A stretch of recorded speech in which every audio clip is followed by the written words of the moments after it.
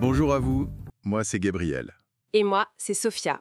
Bienvenue sur notre chaîne Confluence. Aujourd'hui, on va explorer un sujet assez brûlant, qui est basé sur des analyses récentes.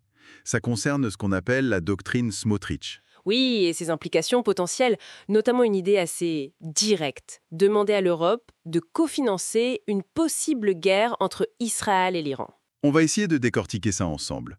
Qui est derrière cette doctrine déjà? Alors l'architecte, c'est Bezalel Smotrich. C'est le ministre des Finances israélien, une figure de l'extrême droite religieuse. D'accord. Il a fait une déclaration assez choc le 20 juin dernier en 2025. Ah oui, qu'est-ce qu'il a dit? En gros, il demande à l'Europe et aussi aux États du Golfe de mettre la main à la poche pour une guerre contre l'Iran. Son argument?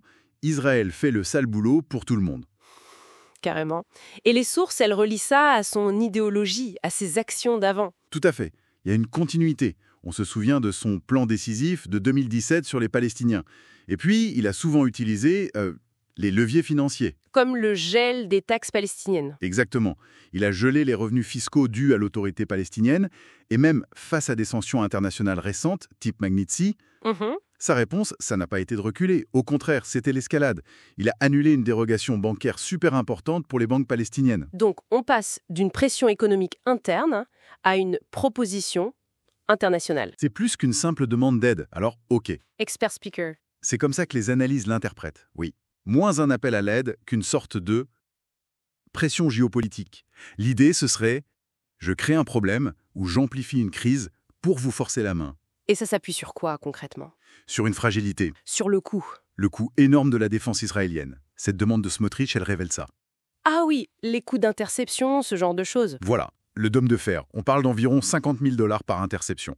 Un missile Arrow 3, c'est jusqu'à 4 millions de dollars. Ah oui, quand même. Et les estimations citées pour un mois de guerre contre l'Iran, ça tournerait autour de 12 milliards de dollars. Smotrich lui-même a parlé de 54 à 68 milliards déjà dépensés dans les conflits récents. Des chiffres qui donnent le vertige. Alors, est-ce que c'est un aveu de faiblesse? Ou c'est... Une tactique.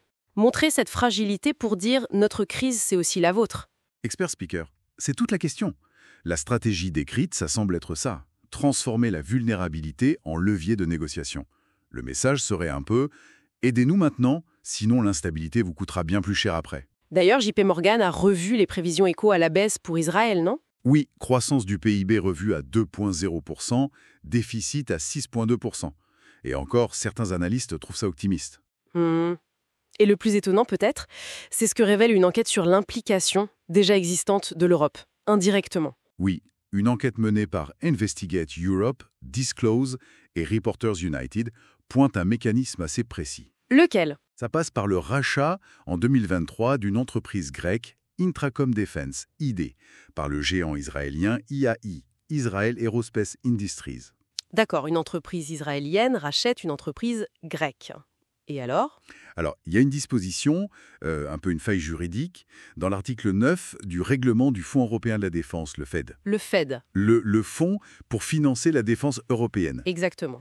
Eh bien, grâce à cet article, ID, qui est basé en Grèce, peut recevoir des financements du FED, même si sa maison mère est israélienne. Donc l'argent européen pour la défense européenne pourrait financer indirectement l'industrie de défense israélienne. C'est ce que l'enquête suggère, oui. ID aurait participé à au moins 15 projets financés par le FED, pour un minimum de 15 millions d'euros. Et plusieurs de ces projets ont été attribués après octobre 2023. Ah oui, c'est assez contradictoire avec les critiques diplomatiques de l'UE envers Israël parfois. C'est le moins qu'on puisse dire. D'un côté, la diplomatie, les critiques, même des appels à l'embargo. De l'autre, ce financement via le FED. Par exemple, un projet nommé Actus sur des drones armés, cofinancés par plusieurs pays européens, avec IDSS dedans. Du coup, la demande de Smotrich, c'est pour rendre ce soutien implicite, explicite et beaucoup plus important. Voilà, c'est une lecture possible. L'analyse évoque aussi rapidement une autre dimension, la cyberguerre. Oui, une cyberattaque contre Nobitex, une plateforme d'échange de crypto iranienne, revendiquée par un groupe, Predatory Sparrow, que des analystes lient à Israël. Et le but? Pas le profit apparemment. Plutôt perturber le financement de groupes comme les gardiens de la révolution iranien, le Hamas, les Houthis. C'est une autre forme de guerre économique, quoi. Ça s'inscrit dans cette logique de pression. Ok. Bon, si on essaie de résumer, cette doctrine Smotrich, telle qu'elle est décrite, c'est un mélange assez complexe, pression financière, idéologie, calcul géopolitique, et l'utilisation assez habile des mécanismes européens. C'est ça. Et on en revient à la question, est-ce que c'est un signe de faiblesse économique ou au contraire, une démonstration de confiance dans sa capacité à influencer l'Occident? Et pour l'Europe, c'est un vrai casse-tête, selon ses sources. Oui. Maintenir cette contradiction entre le discours et le financement indirect, ça devient compliqué.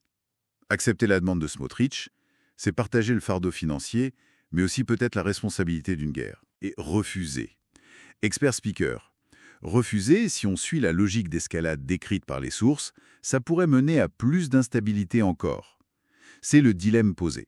Et ça soulève une dernière question, peut-être plus profonde, que les sources n'abordent pas frontalement, mais qui découle de tout ça.